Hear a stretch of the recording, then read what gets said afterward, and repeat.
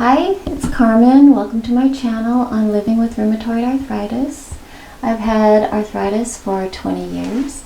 Today I want to talk about the early symptoms that I had that led me to a doctor, that led me to the diagnosis of rheumatoid arthritis. I remember when I was having early symptoms that I was checking online to see what it might be, and there was mainly just medical sites. There was no personal story type sites. There were some forums, however. Once I narrowed down what I thought I had, I got on some message boards and kind of knew for myself what I had before I went to the doctor. Anyway, I thought this might be a useful video if you're looking to compare your symptoms with other people to see maybe what you have if you are waiting to go into the doctor. Anyway, I'll be really short on this. It's been kind of unpleasant to think back of what all the symptoms have been over the years, but I'm just going to give you the symptoms that I had building up to my diagnosis.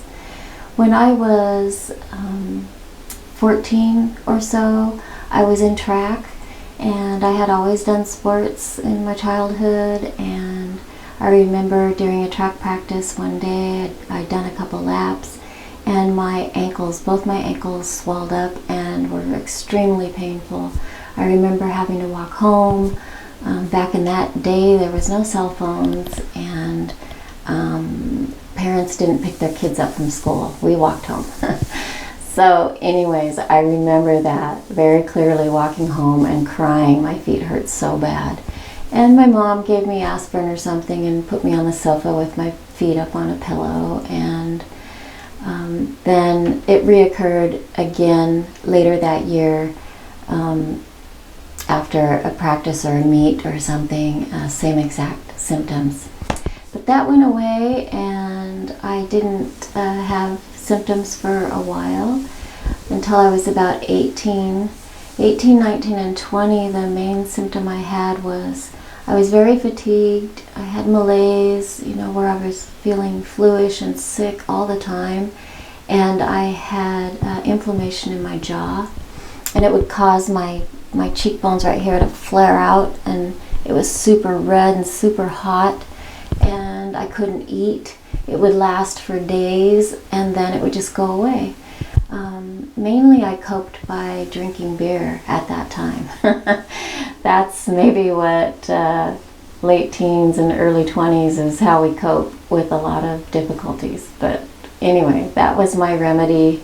I remember that it didn't really help, and it didn't help with the fatigue and the malaise for sure. I'm sure it added to it.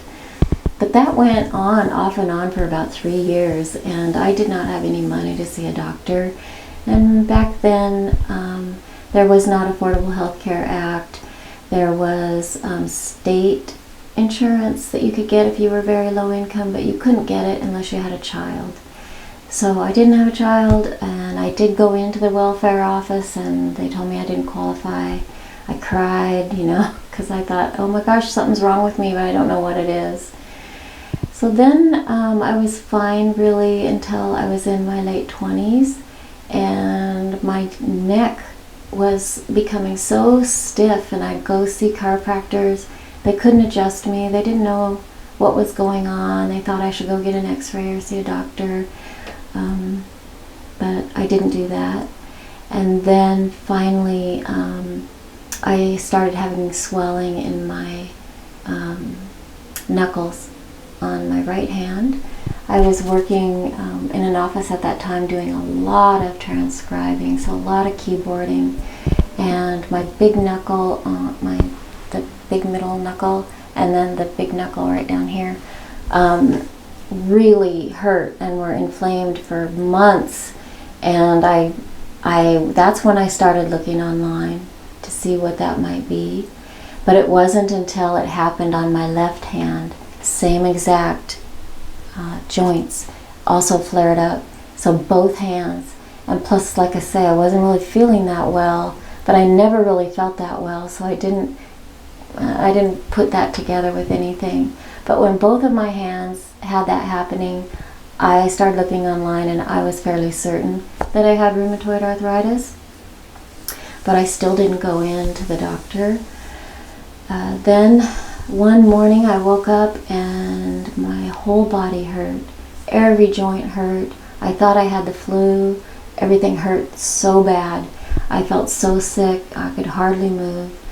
And that went on for 5 or 6 or 7 days. I remember I did get up getting to work like about the 4th or 5th day because I had a really strong work ethic, and also I just knew the work was piling up and I felt so guilty about it.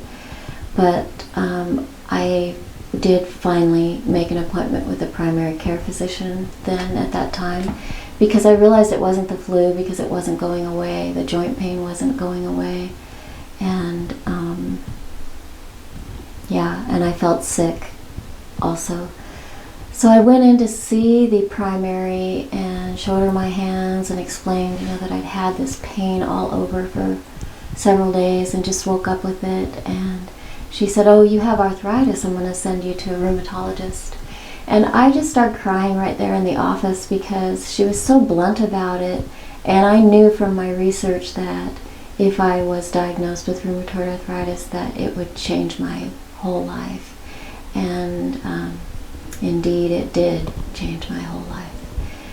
And so I'm not going to get into the symptoms that I've had later. They change over time, but those were the symptoms that got me in. Definitely, if you're having symmetrical inflammation on both sides, same joint, then you need to go see a rheumatologist, because that's a kind of a clear sign. I have read other people's stories, and I know sometimes people have something very rare and dramatic happen that they get their diagnosis. They'll have inflammation in the lungs, or that sends them to the hospital, or inflammation in their eyes, that they see an eye doctor, and the eye doctor will even diagnose rheumatoid. So that does happen, but for most of us it's the symmetrical joint inflammation that sends us to the doctor, and that is our first symptoms. So that's all I wanted to share with you today. I hope you're well, and I'll see you next time. Bye.